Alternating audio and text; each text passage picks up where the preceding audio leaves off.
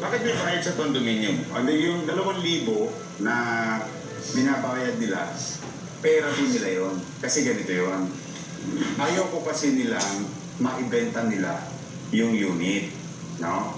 Yung ginagawa ng iba. Oo. Kukunin, tapos ibebenta. Oo, kasi gusto ko naman proteksyonan yung taxpayers' money. Okay. Tinaasan natin yung kalidad ng pamumuhay nila. Oh. So, ingatan na nila. Ngayon, lahat baka ng 2 bulig. No? 2,000. Buwan-buwan.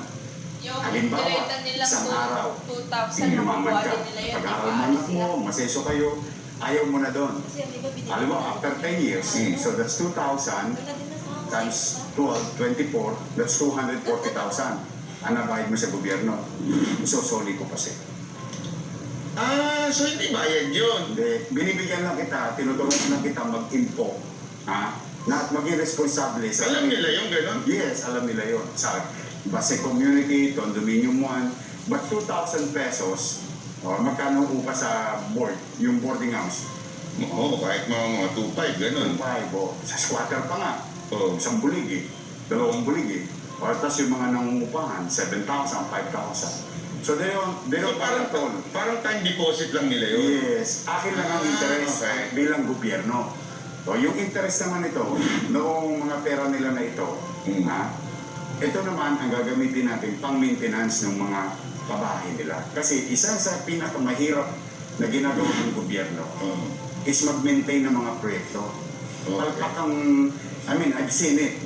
Pumapalpak talaga tayo bilang gobyerno pagdating na sa maintenance sa mga ginagawang building. Ayoko naman mababoy. Kawawa naman yung... So yung 2,000 binabayad nila, papasok yung sa bangko, yung interest yun ang pang-maintenance. Yes. For example, i-invest natin yung pera nila.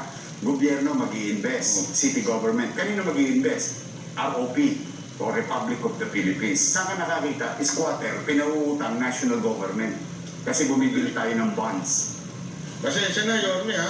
Ang lupit pala ng utak ninyo. Akala ko puro sayaw lang kahit yung gawin. Ito yung mga bagay na siyempre minsan hindi na intindihan niya ng tao. Kaya ang Hindi na-explain, ano, ito? mahirap talagang intindihin yung ganung bagay. Pero at least, na kapag may pagkakataon yun, sinasabi ko saan mapupunta at bakit. Ngayon, pinaka-importante sa lahat ng yun, pwede sila tumira doon habang buhay. Habang buhay. Hanggang gusto nila? Hanggang gusto nila. Okay. Hindi nga lang nila pwede masabing, kami may-ari nito, ibebenta ko na. Basta bawal ang ibenta. Hindi mo maibebenta. Bawal ibenta. Kahit naman yung sa ibang gawa ng gobyerno, bawal ibenta. Pero na ibebenta. Pero yung mga kalimong grupo, nabebenta yun eh. Kaya mo sila. Pag-usapan natin yan maya-maya. Basta tayo, sinigurado natin, ikaw, banat ba, nagbabayad ka ng buwis. Yung buwis mo pumunta sa gobyerno. Yung buwis mo, binigay sa tao through services. Okay. So I want to protect that tax.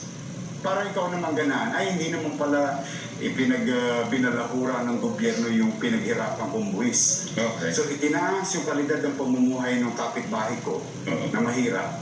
Pero yung buwis ko, protektado. Now, with that, lumalaki ngayon, yumayaman ngayon ng Maynila. Pagdating sa asset, kasi it's an asset of the city, yayaman at yayaman ng isang lungsod for that matter. So it's really more on financial engineering, sort of saying. Ayan guys, napakinggan natin si Yorme, no? At ito pa isa pang mga pabahay ng gobyerno ito, dito yan mismo, malapit mismo sa may Smoky Mountain. At nakikita nyo, ito po kasi Smoky Mountain yan, nabundok na po siya. Yan. Ito po, dito sila nakatira dati. Yung mga, ito may mga condo unit na dyan. Yan. Naibigay na po yan sa kanila ng gobyerno. Ang kailangan na po talaga niyan, i-maintain nila yung kalinisan dito sa lugar na to. At makikita nyo itong kabundukan na to, tinutubuan na ng mga halaman, mga puno, na ating ipinapakita sa inyo. Grabe po pala si Yorme, no? Ganito niya kamahal yung kanyang mga nasasakupan. Talagang napakaganda mismo yung condominium 1 and 2. At syempre itong mga unit din dito. Swerte rin po kasi nila na meron silang sariling bahay na rin po dito na hindi ka nangungupahan ng mahal. Yan. Dahil sabi ni Yorme ay kung ayaw mo na, isasauli rin yung pera na iyong na ipon. Ganun po mangyayari yan. Yan, like and comment, share. Dito po sa ating pinaka-latest update na pinapakita na